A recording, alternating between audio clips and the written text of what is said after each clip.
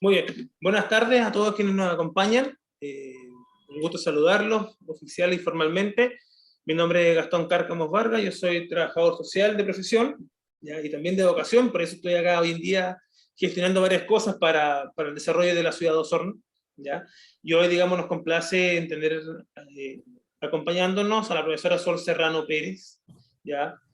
En esta segunda conferencia que lleva el nombre Educación, Discurso y Memoria en Chile, que como hablábamos con la profesora Sol hace un rato, más que conferencia, lo que queremos generar es una conversación, ¿ya? Conversación que inicialmente lo voy a llevar yo, pero posteriormente quienes nos acompañan también pueden tener la oportunidad de gestionar sus propias preguntas, ¿ya? Agradecemos también la participación del profesor Claudio Roll, es el director del Instituto de Historia de la Pontificia Universidad Católica de Chile, y también agradezco, pese a que no nos acompañan por distintos motivos de agenda, al profesor Jorge Yaitul, jefe del Departamento de Ciencias Sociales de la Universidad de los Lagos, y al profesor Claudio Merino, quien es el profesor jefe del programa de Magíster en Ciencia Humana mencionado. A ellos muchas gracias por la gestión del apoyo en cuanto a la difusión especialmente y al respaldo y patrocinio para estas actividades. En esta oportunidad, como señalaba recientemente, nos acompaña Sol Serrano.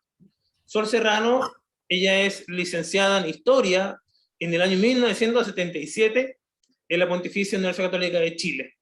Luego tiene algunos estudios también en Estados Unidos, y posteriormente, el año 1993, ella se doctora en Historia justamente en su alma mater, por decirlo de alguna forma, en la misma Universidad Católica de Chile. Desde ese entonces, ¿cierto?, la profesora Sol Serrano, ella es académica e investigadora activa del Instituto de Historia de la Católica, donde además, ¿cierto?, entre los años 2015 y 2017, ella cumple funciones como vicerrectora de investigación. Sus principales estudios siempre han ido en la línea de lo que es la historia política, intelectual, educacional y religiosa de Chile en el siglo XIX, en donde también se ha desempeñado como investigadora asociada en las más prestigiosas universidades de países tales como México, Inglaterra, Holanda, Francia y Estados Unidos. Dentro de sus principales libros destaca El Liceo, Relato, Memoria y Política, Universidad y Nación en Chile en el siglo XIX, y además, ¿cierto?, es parte de la coautoría de la famosa trilogía Historia de la Educación en Chile. Junto a ello, junto a su parte investigativa, ¿cierto?, y académica, destaca una labor muy social también de la profesora Sol Serrano, ya haciendo también un fuerte esfuerzo desde un comienzo en el levantamiento del programa de archivos escolares, el PAE, de la misma Universidad Católica. De igual forma, ha participado activamente en la Mesa de Diálogo de Derechos Humanos, el Consejo Asesor Presidencial para la Educación y la Comisión de Formación Ciudadana del mismo Ministerio de Educación. Por último, destacar en esta pequeña presentación, porque si no, en cuanto a presentación nos llevaríamos todo el rato de la conferencia, destacar que la profesora Serrano ha obtenido varios premios a lo largo de su trayectoria. Entre ellos, ¿cierto?, ella obtuvo la beca John Simon Guggenheim en el año 2002, y asimismo el Premio Municipal de Literatura de Santiago en 2019, y es Premio Nacional de Historia del año 2018. ¿Ya? Cabe destacar que en torno a ese premio ella se convierte en la primera mujer en Chile en obtener dicho galardón. Entonces, yo agradezco sinceramente a la profesora Sol Serrano que nos acompañe hoy día. Es una oportunidad bastante valiosa para una ciudad un poco aislada del centro de Santiago, Osorno mismo, ¿ya?, en donde a veces es difícil contar con personas, digamos, de la carrera académica de la profesora Sol Serrano. Y le agradezco mucho porque esta autogestión del proyecto Archivo Oral es, valga la redundancia, pura autogestión, ¿ya? Entonces, de ahí el tocar puertas, el pedir audiencia, reunión, entre otras cosas, ha sido una de las principales herramientas de activación de redes. Y ante eso quiero destacar la siempre apertura, buen trato y cordialidad de la profesora Serrano desde que nos contactamos el año pasado ya, por distintos motivos, y luego se da esta oportunidad de conferencias justamente, el de que nos acompañe hoy día en esta conversación, en este diálogo ciudadano que queremos levantar como proyecto Archivo Oral Osorno. ¿ya? De hecho, hoy nos acompañan distintas personas de distintos espacios de la sociedad osornina, ¿ya? Y también de otras partes de Chile, ¿ya? Que no necesariamente son de la academia.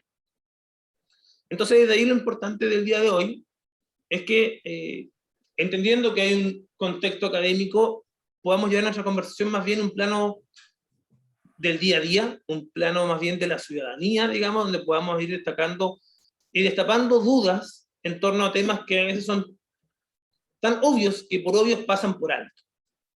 Y al ser aparentemente obvios, nos vamos quedando siempre en la duda. Entonces, profesora Sol, sin más, yo agradezco mucho que esté acá con nosotros hoy día, le doy la más cordial de las bienvenidas, como gestor del proyecto Archivo Gran Osorno, pero también como un osornino más, puesto que es muy grato que esté con nosotros acá hoy en día. Bienvenida, profesora. Muchas gracias, Gastón. Estoy muy contenta de poder conversar contigo y con todos los proyectos que llevan a cabo, que me parecen maravillosos y que creo que nacen de una voluntad muy genuina y que son precisamente los proyectos que maduran en la vida. Te felicito mucho por lo que están haciendo, te doy gracias por tu paciencia, yo sé que no ha sido fácil juntarnos, eh, eh, y, y quiero decirte que conozco bien Osorno, ¿ah? No porque sea sureña, pero sí porque todos los que amamos al sur de Chile como el lugar más lindo del mundo, hemos tenido mucho que pasar por Osorno. Así que lo conozco bien. Mi primera cocina leña la compré en Osorno. Así que eso me hace sentir bien. Y también con la Universidad de los Lagos, con cual he tenido algunos vínculos, especialmente el último de Historia Regional, que le tocó organizarlo, que fue en Chiloé, que fue magnífico. Pero en general antes también, y también he ido a la sede de Osorno de la Universidad de los Lagos. Pero me gusta, a que me guste, me interpreta profundamente lo que tú y tu grupo están haciendo. Y nada, aquí estoy para que conversemos, como te dije, no hay nada más aburrido que oírse a sí misma. Y no tengo no me produce ningún entusiasmo dar una conferencia. Y al contrario, si conversamos, me resulta tanto más atractivo. Así que gracias, muchas gracias por esta invitación. Y lamento que no sea presencial, créeme.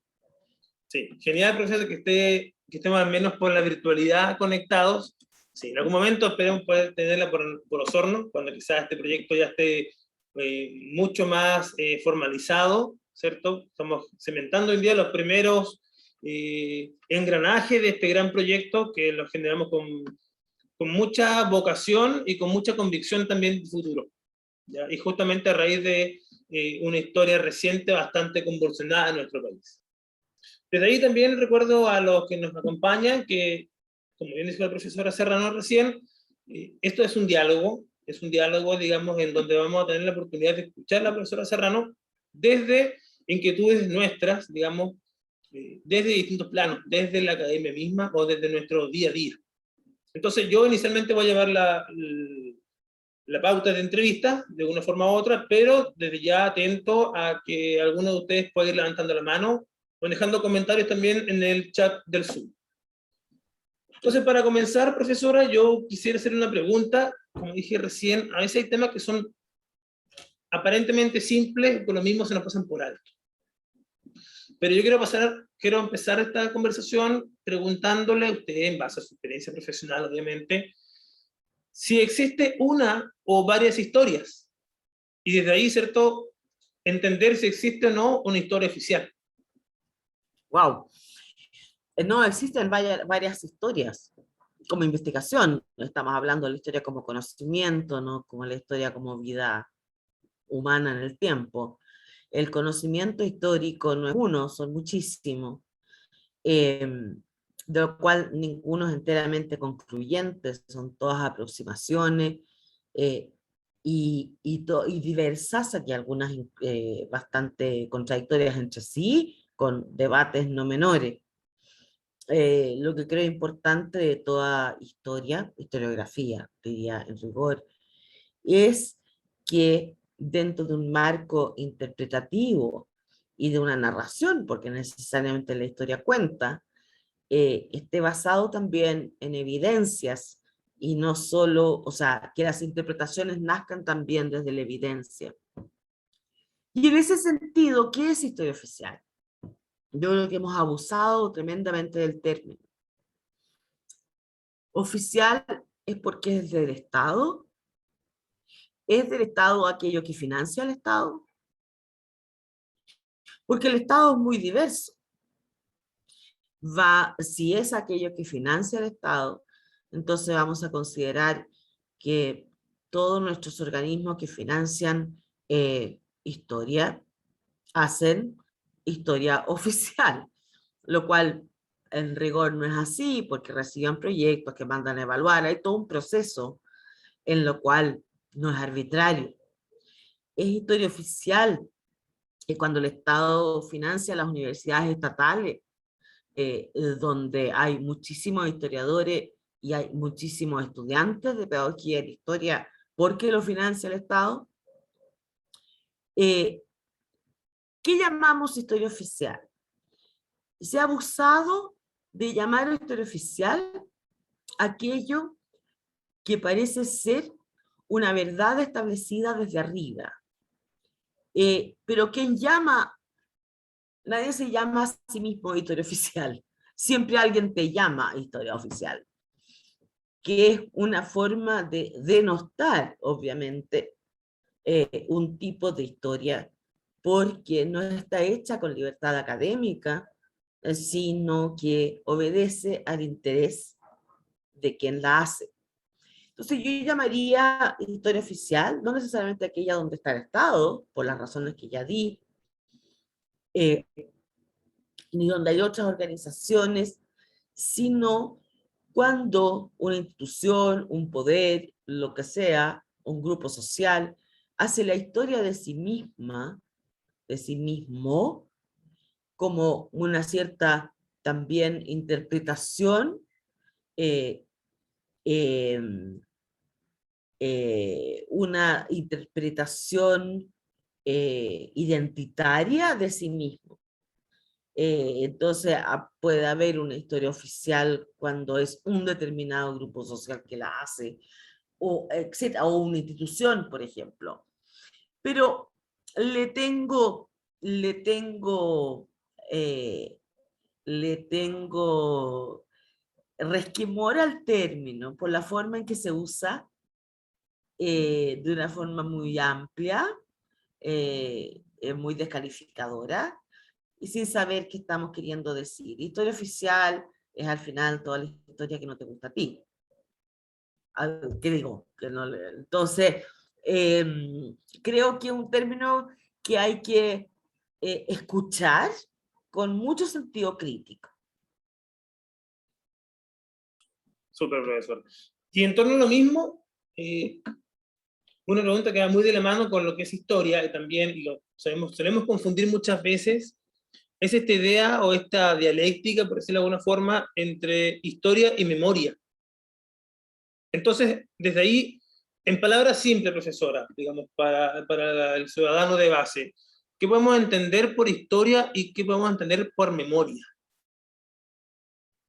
Bueno, ambas son una forma de traer el pasado al presente. Ninguna existe en el pasado porque el pasado no existe como tal.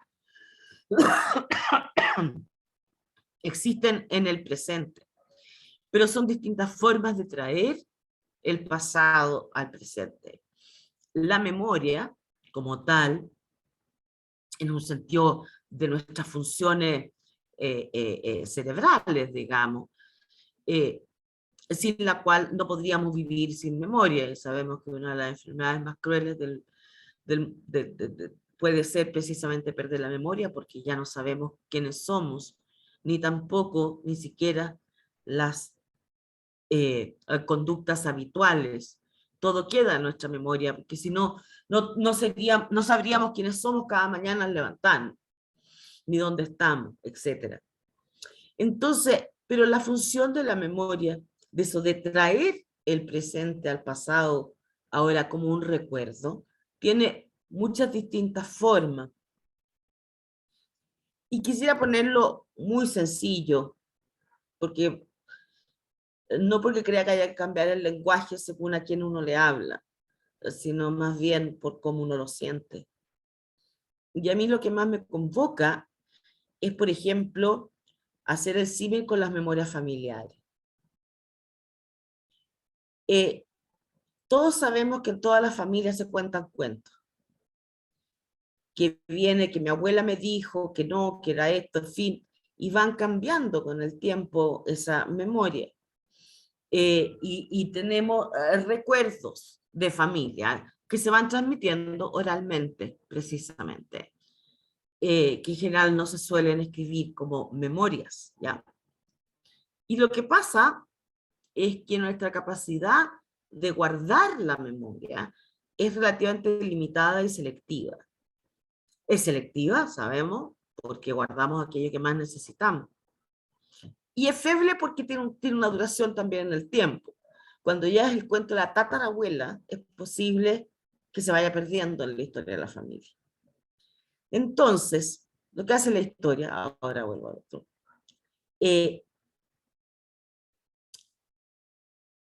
es investigar el pasado a través de aquellos registros que pudieron quedar del pasado. De un pasado reciente, antiguo, del que sea, en la cual una de sus fuentes podrá ser la memoria de alguien, pero en general tiene que ver con huellas del pasado que se hicieron en un presente. Y nosotros vamos, y la historia es la racionalización de la memoria, es la racionalización de cómo traemos el pasado al presente desde una perspectiva de un conocimiento crítico, de un conocimiento que rastreamos, que investigamos, que es evidencia, y generalmente es el archivo escrito, pero hay muchos otros. Y sobre eso hacemos un análisis. Entonces, historia y memoria tienen en común que es cómo se representa el pasado en el presente, pero se representa de maneras muy distintas en la memoria que en la historia, por lo que acabo de señalar. Uno es un recuerdo, la otra es una forma de creación de conocimiento. Dicho esto, la memoria, ahora cuando se habla de estudios de la memoria, o en fin, está muy ligado a un concepto específico de memoria que tiene que ver con los recuerdos de sociedades que han vivido situaciones traumáticas y cómo se hacen cargo de su pasado en cuanto a memoria y en cuanto a historia, y que surge muy fuertemente después del Holocausto, después de la Segunda Guerra en general, pero particularmente en el Holocausto, que era cómo hacerse cargo del horror, cómo hacerse cargo de lo innombrable del ser humano, de lo que ahí había pasado. Entonces, no negarlo, tenemos que recordarlo. Y ahí viene todo el tema de la memoria como un elemento moral, la necesidad del recuerdo, como una, que no tiene tanto una función de conocimiento, sí, de conocimiento, pero tiene una función moral, que es saber que aquello sucedió como una de las formas más relevantes para una sociedad de que no vuelva a pasar. Tiene un fin moral. No sé si contesto con eso algo. Sí, desde ya. Hay una pregunta también del público, pero antes de pasar a la pregunta del público, quisiera hacer una pregunta ya en un contexto más concreto, por así decirlo de alguna forma, especialmente en el caso chileno, ya en razón de las preguntas que hablábamos recién, es respecto a si en el sistema educacional chileno hay, en el fondo, qué historia es la que se nos presenta y socializa. Y desde ahí, ¿prima algún discurso por sobre otros? Mira, a ver, déjame hacer un poco de historia sobre eso. Es bien interesante porque la enseñanza de la historia fue bastante tardía en el liceo. Tardía, quiero decir, se empezó a estudiar en realidad en el siglo XX, y también algo en la escuela primaria, y era una historia muy memorística, pero una de las cosas interesantes de las transformaciones de los años 30 y de la nueva pedagogía, etcétera, es de que la historia llega hasta el presente. Y de hecho, y fue después, como yo creo que en los años 40, finales de los 40 puede haber sido, que la historia, el programa de historia tiende a detenerse en el 91, en la Guerra Civil de 1891. Es una forma de obviar entonces los conflictos del presente. Y después se recupera después de la dictadura. Ahora, parte, a propósito de la historia oficial, si es o no ligada al Estado, lo cierto es que hay un currículum que define el Estado, que son los contenidos mínimos que deben estudiar en el ramo, en la asignatura de historia, en enseñanza básica y en enseñanza media, y esos contenidos curriculares, insisto, los hace el Estado. Y según eso también van a pasar las pruebas, etcétera. O sea, hay un marco, al menos de contenidos, y también ningún contenido es neutral enteramente, pues el plural, pero nunca neutral, respecto a qué se enseña. Dentro de eso, sin embargo, hay también cierta, no sé cuánta en realidad, flexibilidad en los colegios para pasar a partir de los contenidos mínimos de muchas diversas formas. Entonces no podemos decir hay una sola forma de enseñar historia en Chile. Lo único que podemos decir que es uniforme son los contenidos de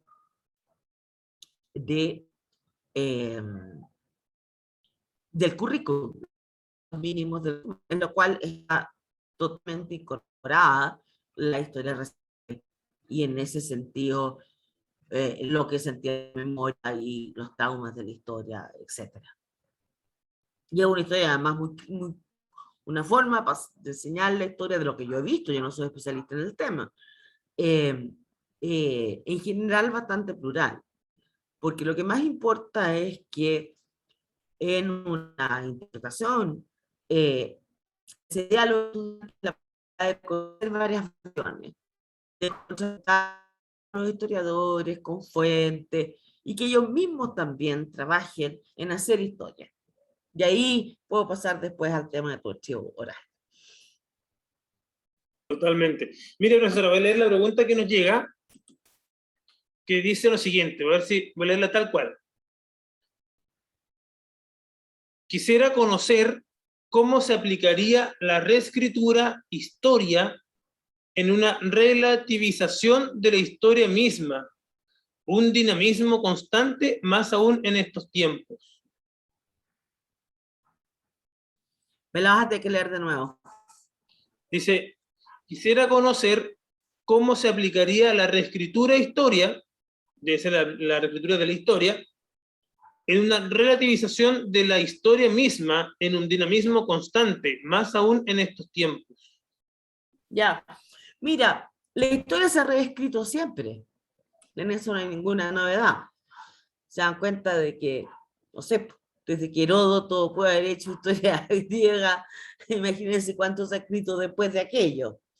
O sea, cada generación, cada periodo histórico vuelve sobre el pasado con otros parámetros para interpretar, a veces con muchas nuevas informaciones, con mucho más capacidad de encontrar instrumentos. Imagínense lo que significa en la arqueología, por ejemplo, o con archivos enteramente nuevos y con categorías teóricas nuevas. Entonces, la historia se reescribe siempre. No existe una historia estable, estática. Y lo otro, la reescritura de la historia, decía ya. Y la segunda parte de la frase era, que es bastante compleja, reescritura de la historia y relativización. No, estás apagado. Dice, claro, quisiera conocer Ya, cómo y se aplica la escritura y de la historia en una relativización de la historia misma. no, es que ahí hay un error, porque la historia no es en sí misma. La historia la escriben los historiadores con fundamentos del pasado, con evidencias del pasado, que es siempre relativa, porque a revés de otras disciplinas, especialmente de ciencias naturales, no podemos hacer un experimento en un laboratorio con los seres del pasado. Entonces no es que exista una historia como tal, la descubrimos.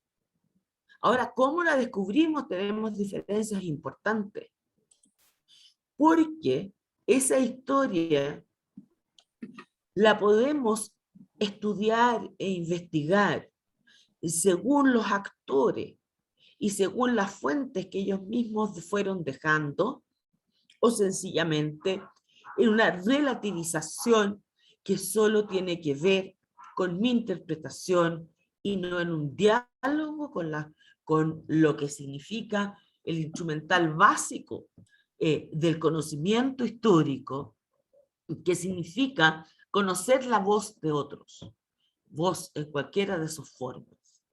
Entonces, eso, detrás de la pregunta, la idea que hay una historia única que se relativiza. No hay una historia única.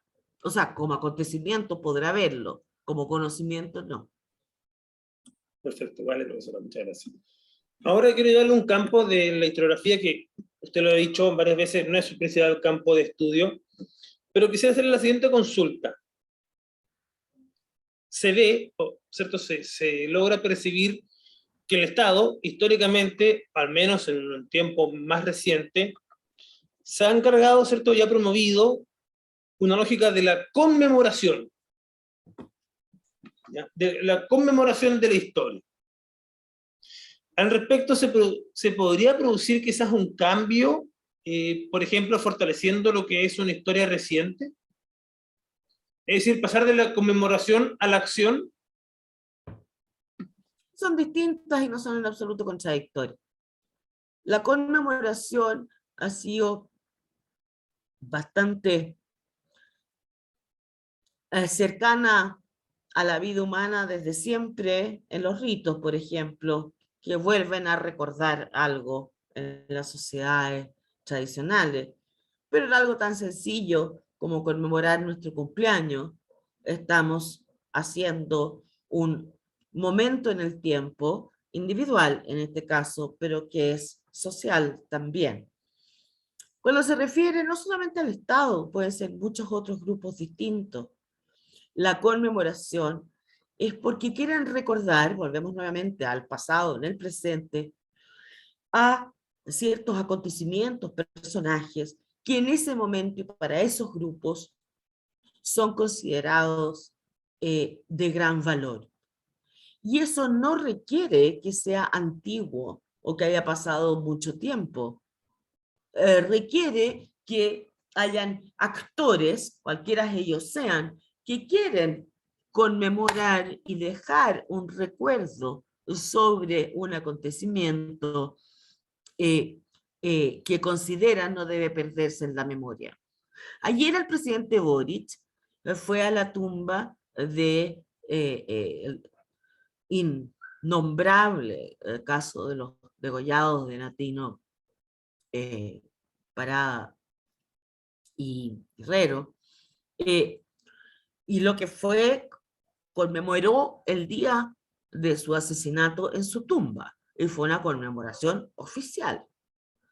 Lo podemos llamar esa historia reciente. Bueno, esa es otra discusión, cuán reciente, que no es lo que importa, creo, cuanto que cada grupo en distintos momentos históricos conmemora cuestiones distintas. Hay un cierto error en creer que es solo el Estado decimonónico, oligárquico, etcétera, que haya conmemorado. Sí, conmemorar las guerras, lo clásicamente de un Estado nacional en formación. Pero las culturas también más particulares tienen sus formas, los partidos políticos, los movimientos obreros, ¿para qué decir? Seguimos conmemorando hoy día el 8 de marzo, ¿por qué? Por las mujeres que salieron en Chicago, en una historia dramática. O uno va y recorre esa magnífica, perdón que haga una referencia tan santiaguina, pero población que es La Victoria, que es el primer sitio tomado de la época del 1957, y camina por las calles, y es claramente cuál es la orientación ideológica. Uno se llama Milo Recabarren, la otra se llama Karl Marx, la otra se llama, etcétera. Entonces, esta idea de que son solo los poderes estatales los que recuerdan desde arriba, creo que no es real. Nosotros tenemos también, por ejemplo, esa expresión tan bella y tan antigua de las animitas, que son también un recuerdo en general, que son de jóvenes muertos, pero ya de niños, y ya no ya. Entonces, toda sociedad recuerda y de alguna forma fecha ese recuerdo. Vuelvo a la analogía del cumpleaños, por decirlo, y tantas otras, de la fundación del club de fútbol, de lo que sea. Solo quiero decir que es común a todos los grupos. Otra cuestión es que uno no comparta lo que otros grupos en otros tiempos quisieron conmemorar. Y entonces, te guste o no te guste el estatua de Baquedano. Ese es otro, pero en vez de Baquedano iban a poner otro que conmemorara lo de aquel grupo. Entonces, es tremendamente transversal. Súper. Llegan dos preguntas más del público, se las voy a leer, profesora. La primera, ¿cierto?, es de Cristina. Ella nos pregunta: quisiera saber su opinión sobre la colonización patriarcal de la historia y la necesaria... La colonización... Dice, quisiera saber su opinión sobre la colonización patriarcal de la historia y la necesaria reinterpretación de los fenómenos y el paradigma con el que fueron descritos y puestos en valor. A ver, creo que colonización y patriarcal son dos conceptos distintos, pero no me voy a meter en ese gigante conceptual, precisamente por lo que decías antes, de si queremos no entrar en disquisiciones muy teóricas. Vuelvo a insistir que esos paradigmas están tremendamente cuestionados. También quiero volver a la pluralidad del conocimiento histórico y de los marcos teóricos que los inspiran. Y así la historiografía feminista es crítica del patriarcado y la historia de la descolonización, decolonización, es crítica del colonialismo. Suelen juntarse muchas de estas críticas, pero hay algo que desconoce, que se tiende a ignorar, que es cuánto ha cambiado la historiografía. Entonces, es como que haces un espantapájaro ya para poder pegarle más fácil. Entonces, creer que la historiografía, ¿qué es? ¿Se quedó parada en Barros Arana? Han habido historiografías críticas desde todas las escuelas de la historiografía conservadora, lo fue en el siglo XX, al respecto a lo que había sido la historia liberal del siglo XIX, la historia social de origen primero socialdemócrata, más bien, y después marxista, fue una crítica a esa historia contada por los liberales o por los conservadores para contarla desde la perspectiva de los movimientos populares. Después vino, no voy a hacer una historiografía, pero no voy a dar, pero quiero decir lo que significó después la crítica de la historia estructuralista, lo que fue la escuela de los anales, el tiempo largo, etc. Después la historia más de la historia como discurso, y por tanto como un discurso de poder que hay que deconstruir en cuanto a poder. Entonces, no veo, eso está pasando, no es algo que deba pasar, está pasando con una velocidad gigantesca y hay que mirarla todas con sentido crítico. Al menos yo soy crítica o sea, parto de un sentido crítico de todas, porque lo que quiero, lo que más me importa con mi historia, es que tengamos un diálogo genuino de interpretación sobre el pasado, y no solo una ideología, porque cuando la historia es solo un marco teórico, ideológico, los actores del pasado desaparecen, porque no hacen más que corroborar o ser la prueba de aquello que yo quiero probar. A mí esa historia, soy crítica de ella, porque me parece que no nos ayuda a comprender y a interpretar las transformaciones, las continuidades y los cambios que los seres humanos hemos vivido en el tiempo. Súper. Creo que va en la misma línea. Felipe pregunta, ¿cuáles corrientes historiográficas predominan actualmente en la investigación histórica hoy en Chile? Dice, ¿hay un gran peso de los movimientos? ¿De los movimientos? Sí. Ya. Mira, es una buena pregunta y debiera poder responderla con más propiedad, pero no la tengo, porque la historiografía chilena está bastante fragmentada. Tenemos una enorme cantidad de temas, una enorme, cantidad de periodos, una enorme cantidad de especializaciones, etc. Y de escuelas historiográficas, o sea, de marcos teóricos desde los cuales se interpreta la historia. Puede ser historia de género, por decir, historia de los pueblos originarios, etc. Muchísimo. Entonces, yo creo que ha predominado en el último tiempo, y quisiera también que tuviéramos estudios más certeros de saber cómo relacionamos la historiografía, o sea, aquellos que los académicos se supone que hacemos, con la enseñanza de la historia en el aula. Porque ese vínculo no lo hemos estudiado empíricamente. Si hablamos de la historiografía, yo diría que hay un gran predominio desde hace ya un tiempo sobre los sujetos vulnerables de la historia. Y en eso tenemos se incorporan nuevos actores al estudio de la historia. Como escuela, como interpretación, no lo sé si hay un predominio de lo que yo llamaría una historia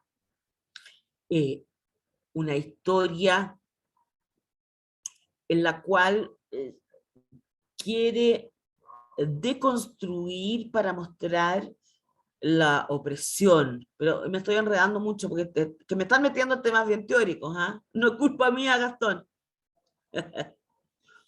O sea, sí, todo conocimiento histórico es una forma de poder. Entonces hay que deconstruir el conocimiento histórico para mostrar que es una forma de opresión. Pero eso no toma en consideración que el discurso histórico, cualquiera sea que se construye, aún desde esa perspectiva, es también una forma de poder. Sí, un poco trayéndola al plano justamente de la gestión del proyecto Archivo Oral Osorno, yo quisiera preguntarle, profesora, respecto al ejercicio de una incipiente historia reciente, ¿cierto? O historia del presente, ¿ya? A modo, obviamente, de trabajo de y con la memoria o memorias. ¿Usted cree que en Chile, más allá de esfuerzos aislados, hay un interés en enseñar una historia reciente? ¿Y cuáles serían las repercusiones de ello? Sí, muchas. Yo diría que la historia... Ahora, sabemos que es discutible qué es la historia reciente. Esta nació también nuevamente, fundamentalmente en Europa y muy especialmente en Francia después de la guerra, también para hacerse cargo del horror del Holocausto, el horror de la guerra y de lo que aquello había sido para una cultura que se creía de tanta fortaleza. Y resultó de una inhumanidad totalmente insospechada, imposible de decir, habría dicho Annan. Entonces, pero esto se forma en los 60, 70, Claudio, dirías tú, el primer instituto, ¿te acuerdas? El de Col, que era rebelde, y aquello, con fines de los 70, mediados de los 70, por ahí, y que por historia reciente entiende en realidad después de la guerra, ¿ya? Y nosotros, aunque no esté definido, capaz que entendamos por historia reciente después del 73, ¿te fijas? O sea, como hay como hitos marcantes en eso. Hay muchísima, y se ha publicado más allá de lo que yo soy capaz de leer, digamos. No sé cuánto llega a la sala de clases, porque no soy profesora, pero en materia de producción, de lo que estudian los alumnos en la universidad, de los trabajos que ellos mismos hacen, yo hago seminarios, así que sé cuánto investigan ellos, digamos, es enorme. Y tiene una gran convocatoria. Y los estudios de memoria también. Y creo que, a ver, una cosa es la memoria, las políticas de memoria, etc. Y otro es la historia de la memoria o los estudios sobre la memoria, que tiene que ver cómo se manifiesta aquella memoria. Y ya podríamos, y ya yo no soy una especialista para nada, pero de estudios sobre las políticas de memoria durante la dictadura y después. Lo que se ha investigado sobre los distintos centros de detención, los archivos, por ejemplo, el archivo de Villa Grimaldi, o muchas otras. Entonces, hay mucho de eso. Pero quiero referirme, Gastón, a lo de historia oral, en un sentido más amplio, que no tiene que ver solo con la memoria de la historia reciente, que es en ese sentido la memoria, perdón, como un hecho moral, ya a lo que defiendo absolutamente, digamos, en su importancia, pero que me parece importante distinguirla de la historia. Lo importante de recoger la oralidad es recoger una memoria que, porque es feble, por lo que te dije al comienzo, pensemos en cómo nos contamos los cuentos familiares, se pierde y cambia con el tiempo. Y lo que se contaba, por ejemplo, en los fogones campesinos de los cuentos, o para qué decir en la cultura originaria, que conocemos, yo personalmente conozco más eso, los grandes relatos de los viejos mapuches, digamos, que era la forma de conservar la memoria. Se perdieron porque no se, o sea, se perdieron, se guardaron y se fueron transformando con la memoria. ¿Me explico? Pero solo la escritura o algún tipo de tecnología puede fijarlo. No sabemos el relato oral de un cacique del siglo XVII, a no ser que lo haya escrito un misionero, no sé qué, pero no sabemos cómo lo escribió tampoco. Pues no tenemos una grabación, no tenemos una transcripción, llamémoslo así. No tenemos la fuente literal, porque no había instrumentos para hacerlo. Entonces, la historia oral, a mí me parece que sobre todo hay que cultivarla para guardarla en el archivo, que de ahí, pues, de una forma metafórica, estoy diciendo, para conservarla. Porque lo que ahí queda es el recuerdo. Es la forma, cada uno de nosotros, a mí me preguntan cómo hice tal cosa el día que entré al colegio, me acordaré un poco, pero etcétera. Y seguramente de años más voy a contarse de qué cosa. Pero lo importante es guardarla, fijarla, porque si no, se pierde. Se pierden 2 generaciones, se pierde. Y hay un valor en la oralidad que no es necesariamente un valor factual, aunque también lo sea. O sea, cuando cuentan historias en el campo que iban a la escuela sin zapatos y caminaban muertos de frío y de hambre, etc. Son recuerdos que son también factuales, pero sobre todo hay recuerdos que son emociones. Y eso hay que guardarlo. Eso hay que guardarlo, porque ahí podemos entendernos desde la propia integridad que somos, porque somos memoria y somos racionalidad de la memoria, porque somos, tenemos recuerdos más o menos exactos y otros enteramente arbitrarios, y que los vamos cambiando con el tiempo, etc. Entonces, creo tan importante un archivo oral, por lo que estoy diciendo, no solamente porque la historia oral usa esos archivos, se pueden usar para miles de cosas, y lo digo solo para historia. Se usa para miles de soportes, para el arte, para el cine, para las que quieras, en distintos soportes. Pero, como ya tenemos, ya hace un buen rato, la posibilidad de guardar la memoria tecnológicamente, llamémoslo así. Fíjate que hay pocos archivos de la radio. Si tuviéramos una memoria, no solo de cómo se escuchaba radio, de la radio, tendríamos una historia cultural maravillosa.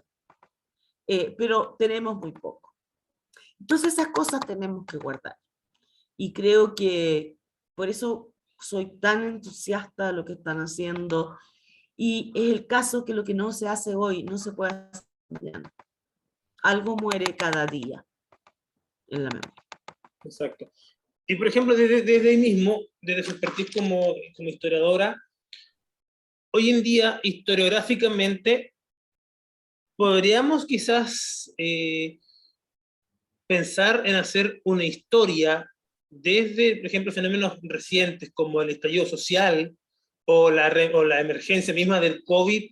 ¿Podríamos abordarlo desde un prisma historiográfico hoy en día o tendremos que esperar que pasen unos años más, digamos? Lo que pasa es que cambia, no. La historia es mucho más una forma de pensar y de conocer que cuánto tiempo ha pasado. Lo que pasa, primero porque la historia estudia lo particular, o sea, hay una forma de investigar los hechos que no son las generalidades, pero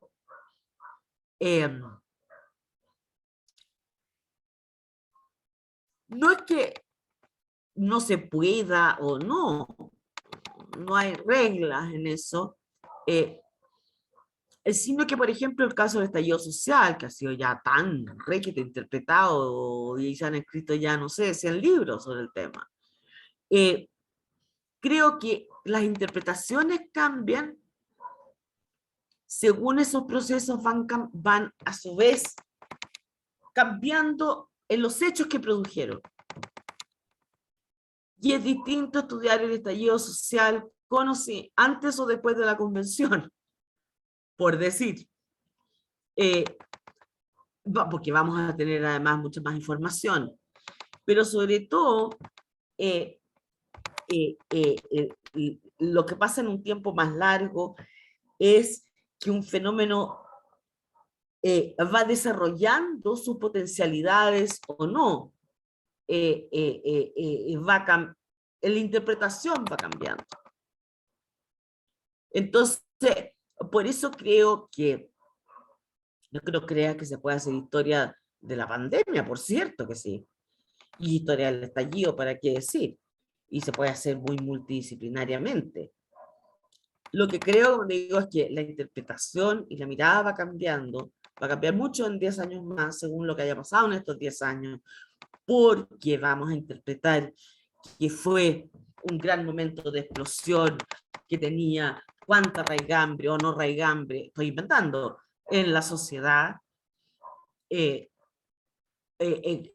depende de lo que pasa. Eso es lo que te quiero decir respecto a la historia reciente, inmediata, es que necesitamos que los procesos se desarrollen en su potencialidad. Pero no hay regla. Desde ahí entonces, por ejemplo, sería relevante levantar testimonios locales. Absoluto. Eso es lo más importante de todo. Sin duda. Eso es mucho más importante que hacer la historia. O sea, digamos, para hacer esa historia hay que recabar esos testimonios. Y usar muchas fuentes distintas. Entonces, pero no hay que esperar que llegue el historiador a hacerlo. Mucho más importante es recogerlo. Totalmente. Profe, mire, delante cuando hablamos sobre historia reciente, ¿cierto? Felipe, cuando usted hizo la mención respecto a que no sabía cómo se estaba implementando o cómo se puede implementar, por ejemplo, en el aula misma, una historia reciente, Felipe dice, puede ser que no hay ese vínculo historiografía-aula por una distancia o desapego entre la escuela o academia. Es muy interesante. Yo creo, pero no tengo fundamento para lo que voy a decir. Es solo una impresión y quiero ser clara desde qué nivel de autoridad hablo. Hay cosas que puedo tener nivel de autoridad por lo que uno puede haber hecho. Cuando digo autoridad no es jerarquía, estoy diciendo fundamento. Y hay otros que no tengo. No tengo, aunque sí he trabajado, bueno, yo escribí el libro del liceo, viviendo en los liceos, así que no es que, y he estudiado la enseñanza de la historia muchísimo antes, pero quiero decir que, perdóname, me distraje con el liceo. Ya, la relación. Yo creo que hay más relación de lo que parece, porque los profesores de historia son todos formados en la universidad. En general, predominan las licenciaturas que después se estudia pedagogía, más que las antiguas pedagogías en historia, hay ambas. Hay ambas formas de ser profesor de historia, pero su formación disciplinaria es universitaria y está dada por historiadores que están, que en general algunos investigan, otros no, pero que hacen ese traspaso, y los profesores de historia leen mucha historia. Y yo creo que ha predominado más bien esta interpretación, cuando decía de la historia como una forma de discurso y de poder y de opresión, y que la historia como una forma de comprensión. Pero no... A ver, ya, te lo cuento desde otro lado. Cuando gané el premio, que fue un momento muy emocionante de la vida, obviamente, yo dije en televisión que iba a ir a todos los liceos que me convidaran. Y de hecho, y no fui a universidad, y en lo que alcancé, bueno, que fue harto, en realidad, debo haber ido unos 60, 70 liceos entre Aysén y Antofagasta, por decir. ¿Qué estás Y haciendo, pollo? siempre fue con el esquema este de una conversación que era con el profesor de historia en general, pero con los alumnos, y me impresionó la creatividad con la cual se enseñaba historia, la inteligencia de las preguntas, sobre todo o sea, la relación intelectual que había entre los profesores y los alumnos, vivencial. Realmente encontré un mundo maravilloso de inquietud histórica, de interés. Entonces, esa fue parte también de mi experiencia. Y más no puedo decir. Los archivos escolares precisamente ha sido para nosotros una experiencia gigantesca, pero que viene por otro lado, que sí es legal la historiografía con la aula, pero mucho más que eso, es ligar a los estudiantes con la experiencia de hacer historia. No que solo lean historiadores, que ellos tengan la experiencia de investigar. Y puede ser la cosa más sencilla, por eso es la maravilla sus propios archivos.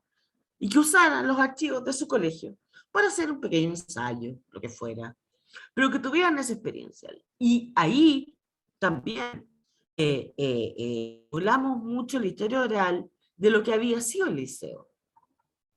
En liceos de ciudades menores, la cantidad de exalumnos y viejos que viven ahí todavía son muchos, es grande. Y hubo. Entonces, más me interesa la historia como experiencia de conocimiento, creo que es la más importante. Por eso nos importó tanto los archivos escolares. Porque en parte estábamos salvando un patrimonio gigantesco, pero por sobre todo porque la comunidad escolar estaba involucrada con una forma de hacer la historia propia. Entonces no hay que esperar solo leer libros de historia, no, hay que hacer historia como en arte. No pasan solo horas de arte, hacen cosas. En la historia hay que hacer cosas. Y eso sería maravilloso, que los estudiantes recopilaran las historias orales, por ejemplo, educacionales, de su familia, de sus vecindarios. Entonces, esa es muy linda y es una forma de involucrar a la comunidad. Bueno, esa ha sido nuestra experiencia. Sí, totalmente, profesor, y comparto con usted. Y en base al último que está señalando, ¿qué relevancia le da usted, por ejemplo, al hecho que nosotros estemos levantando en Osorno emergentemente un archivo oral que logre triangular justamente derechos humanos, memoria e historia reciente? ¿Qué valor le da a aquello? Yo creí que no podría haber sido más clara, que todo lo que dije era para ensalzar lo que están haciendo. O sea, porque creo que es una iniciativa fundamental. Porque cuando digo, lo que no se, hay ciertas cosas que se o recogen ahora o mueren. Y muere parte de nuestro patrimonio vivo. Y eso es una tarea que puede ser muy comunitaria, Y realmente que los alumnos de historia, por ejemplo, en los colegios, se involucren, a menos nuestra experiencia, ha sido esa. Yo cuando hacía el seminario en la universidad sobre historia de la educación, yo les decía, háganme una investigación sobre la vida educacional desde sus abuelos, ojalá bisabuelos, hacia abajo. Nunca se les había ocurrido, nunca habían hablado con sus abuelos en qué había pasado. Pero las cosas que ellos mismos descubrieron eran fascinantes. Entonces, eso es lo que quiero decir recoger aquello, y es recoger un sentido de hacer comunidad juntos. O sea, creo que es una tarea vital, urgente. Y de ahí, profesora, la academia en general, ¿usted cree que estaría abierta a establecer estos vínculos también, o a acompañar, a reforzar estas ideas?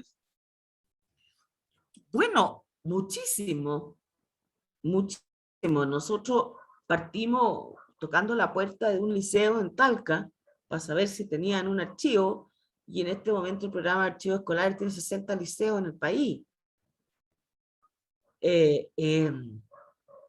Con talleres de estudiantes que escriben historia a propósito de sus propios archivos. Entonces, bueno, al menos yo veo que hay claramente un interés en lo que hoy día se llama historia pública, que es incidir en las formas en que se conoce la historia desde otras comunidades que no es la académica.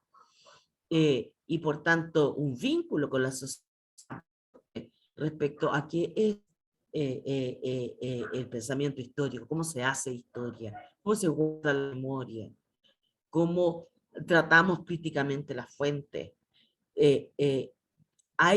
Yo diría que hay una sensibilidad muy, muy grande al respecto. Ha sido mi experiencia, pero nuevamente, de lo que yo veo en otros, sí. Gracias, profe. Yo quisiera saber si alguien de los que nos acompañan tiene alguna pregunta para la profesora Sol. Es el momento de hacerla.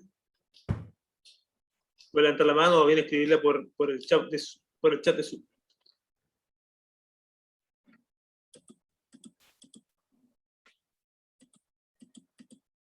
No veo a nadie levantando la mano.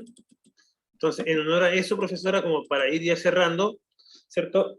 Quisiera consultarle a modo general, ¿ya? Desde una perspectiva histórica, ¿ya? ¿Cómo visualiza la educación en Chile y de ahí, ¿cierto?, cómo la proyecta a modo personal, más allá de su rol de académica?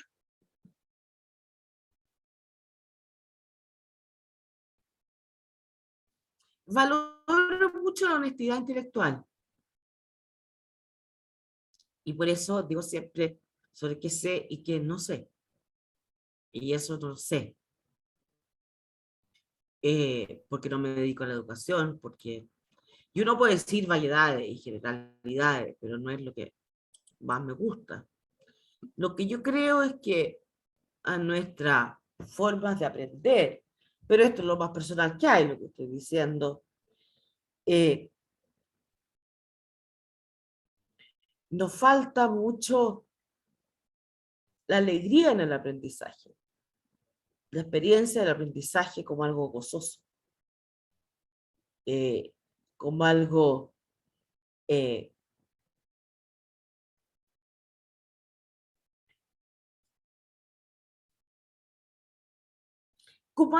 que genera el compromiso, la empatía, el vínculo con otro.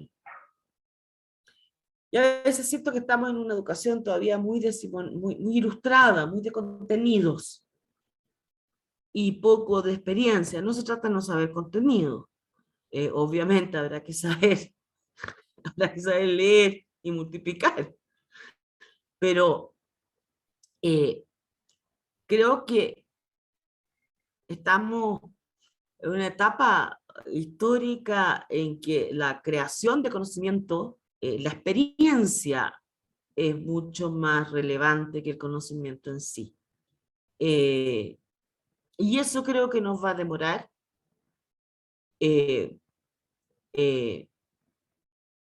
Siento a los profesores que yo he visto al menos tremendamente imaginativos, increíbles las cosas que hacen, increíbles las cosas que se les ocurren.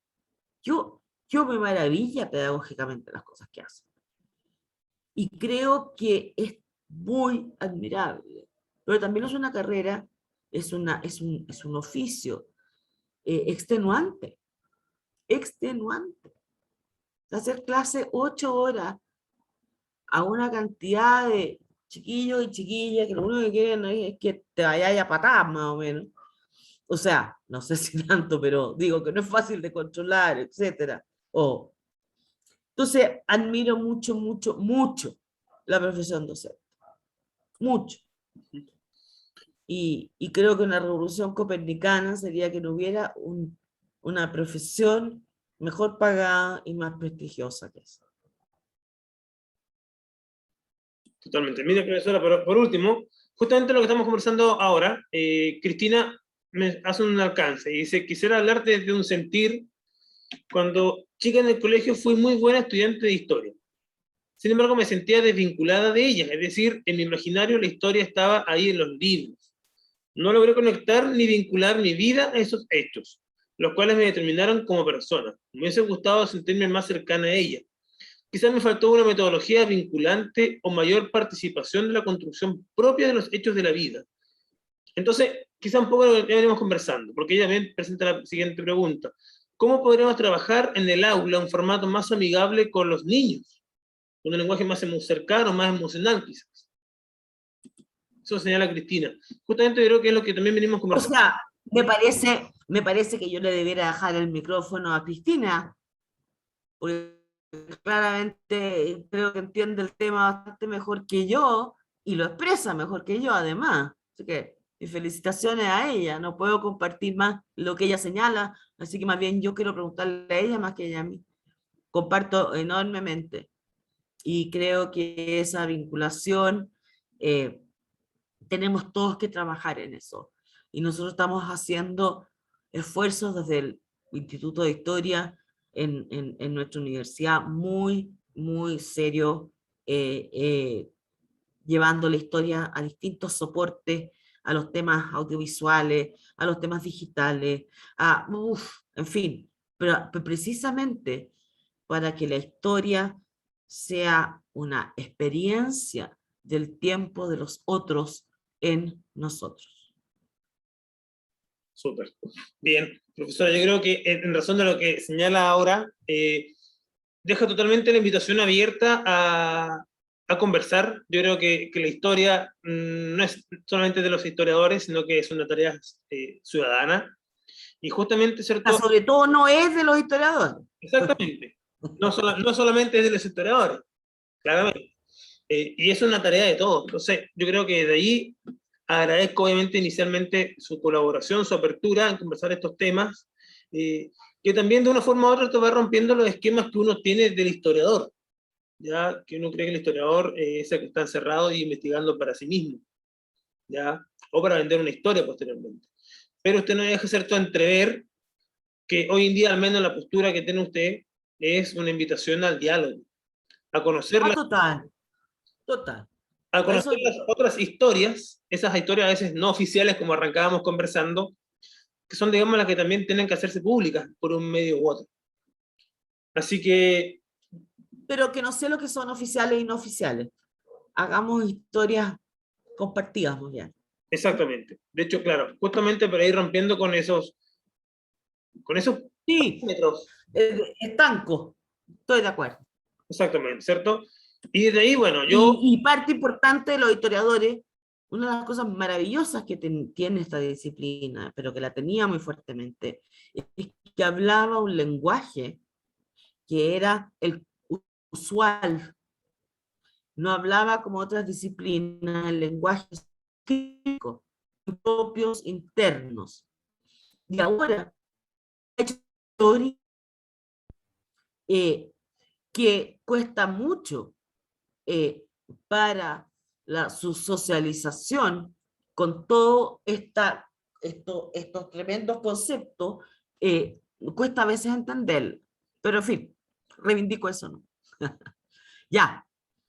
totalmente. Mire, por último, aquí nos preguntan, ¿cómo influye la problemática de los discursos en la memoria que queremos recoger?